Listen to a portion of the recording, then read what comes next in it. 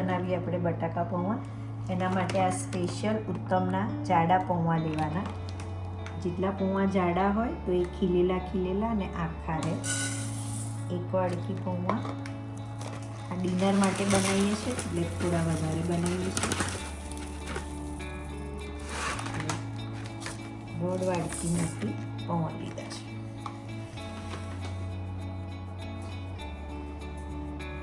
પૌવા બનાવવા માટે સૌથી ઇમ્પોર્ટન્ટ એની ટ્રીક છે કે એને કેવી રીતે તમે વોશ કરો છો. તો નળની નીચે એને સરસ રીતે વોશ કરીને પલાળવાનું છે. જેટલા સરસ રીતે એને પલાળો એ છૂટા અને સરસ બજાર જેવા બટાકા પૌવા બનશે. એવી રીતે બરાબર પલળે ત્યાં સુધી નહીં ડાયરેક્ટ નીચે દઈ પલાળવાના.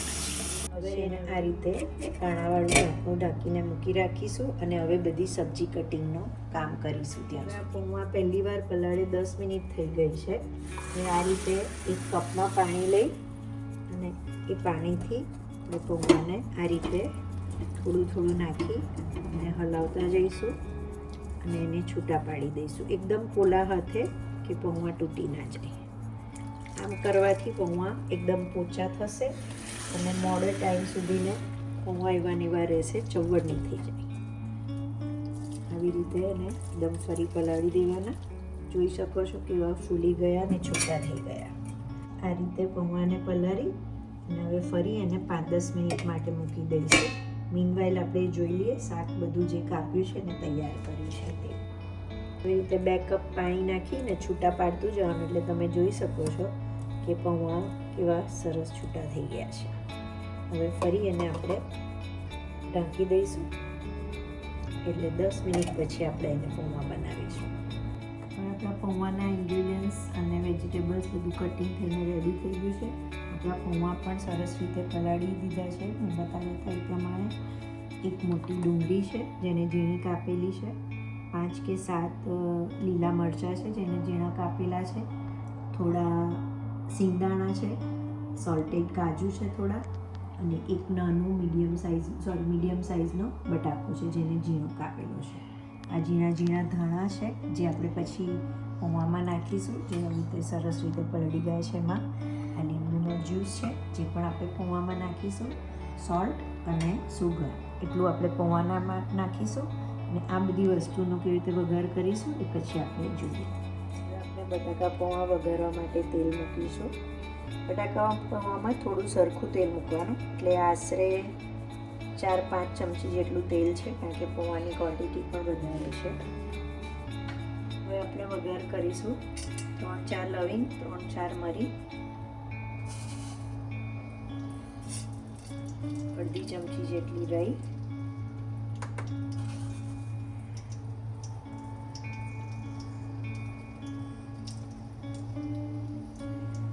થોડી તતડે એટલે 1/2 ચમચી જીરું, 4-5 પાન લીમડી અને હવે એમાં સિંગદાણા નાખીશું. કાજુ સોલ્ટવાળા છે એટલે આપણે હમણાં નાખવાની જરૂરત નથી, એને આપણે પછી નાખીશું. સિંગદાણાને થોડા તેલમાં વઘાર સાથે શેકીશું.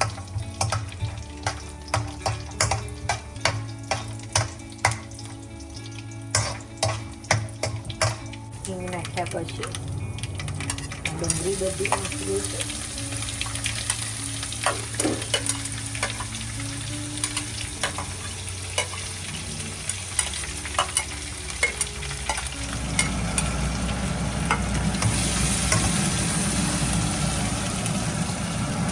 પછી બટાકા નાખી દઈશું. આથી પાણી કાઢી નાખીને બટાકા નાખવાના છે.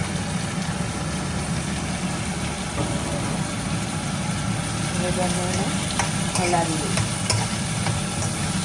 મીઠું નાખી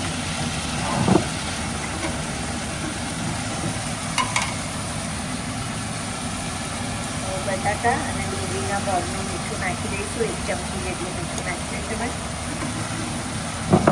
હવે એને હલાવી અને ચડવા દઈશું.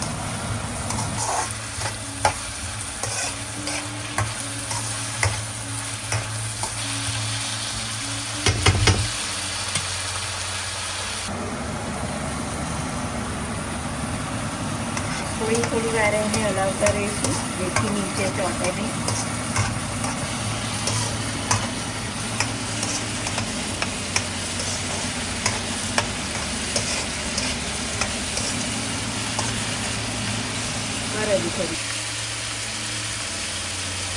આ ડુંગળી ને બટાટા ગોલ્ડન બ્રાઉન ના થાય ત્યાં સુધીને આપણે ચડવા દેવાના છે. એટલે થોડી થોડી વારે અને વચ્ચે હલાવતા રહીશું.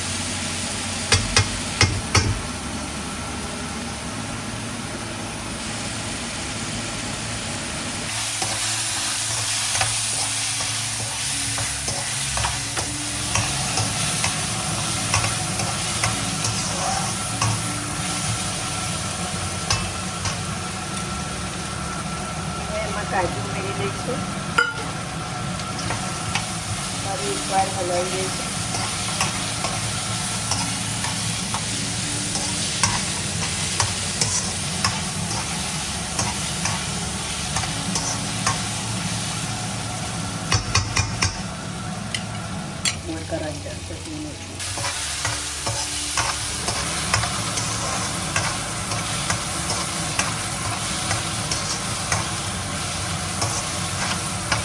આપણું શાક ચડે છે ત્યાં સુધીને હમણાં જ હલાવ્યું છે. આપણે પૌવાનો મસાલો તૈયાર કરી દઈએ.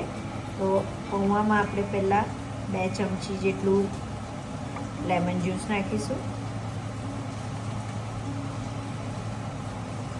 3 ચમચી નાખીશું કારણ કે વધારે છે પૌવા.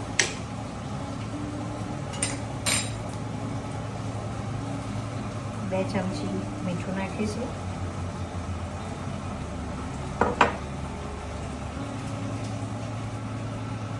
અમે હેલ્ધી વર્ઝન પૌવા બનાવીએ છીએ એટલે સુગરના બદલે અમે સ્ટીવિયા નાખીએ છીએ.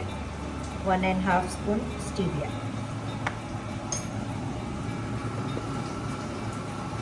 અને હવે પાણી નીચોવીને દાણા એના ઉપર સ્પ્રિંકલ કરી દઈશું. એટલે આ રીતે આપણા પૌવાનો મસાલો તૈયાર છે. એટલે જેવું શાક ચડે એટલે આપણે સીધા પૌવા એમાં ઉમેરવાના રહેશે.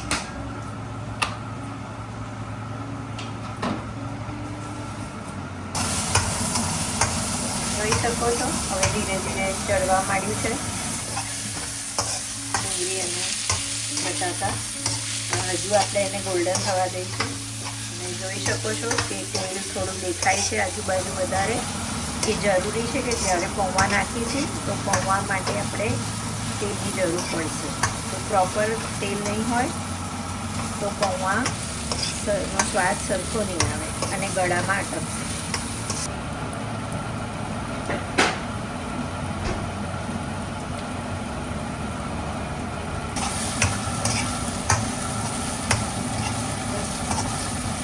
બટાકા ચડી ગયા છે.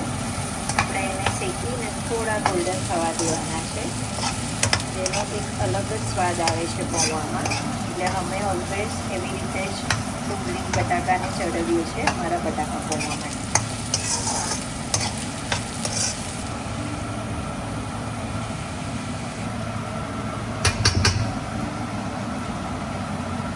ઓલમોસ્ટ આપણા ડુંગળી ને બટાકા સરસ ચડી ગયા છે.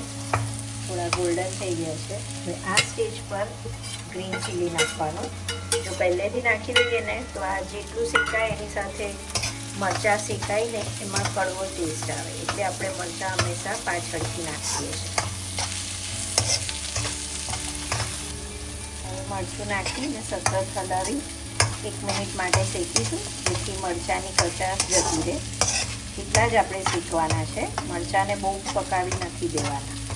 એનો ક્રંચ આવશે તો બટાકા પૌવામાં એનો સ્વાદ ઘણો સારો આવે છે. હવે તમને થતું હશે કે આ પૌવા બટાકા પૌવા છે ને સફેદ સફેદ કેમ છે? પણ આ પણ એક મારી ટ્રીક છે કે આ બધું ચડી જાય પછી લાસ્ટમાં હળદર નાખવાની જેથી બટાકા પૌવાનો એકદમ લેમન કલર આવશે. જો તમે પહેલાંથી ડુંગળી બટાકામાં હળદર નાખી દેશો, મરચું પહેલાંથી નાખશો તો એનો કલર પણ ચેન્જ થઈ જશે અને સ્વાદ એટલો સરસ નહીં આવે. એટલે હું હંમેશા હળદર લાસ્ટમાં નાખું છું. બસ હવે એને મિક્સ કરી આપણા પૌવા મસાલા સાથે તૈયાર કર્યા હતા એ હવે આપણે એમાં ઉમેરવા દઈશું. જોઈ શકો છો પૌવા બધા છૂટા છૂટા થઈ ગયા છે.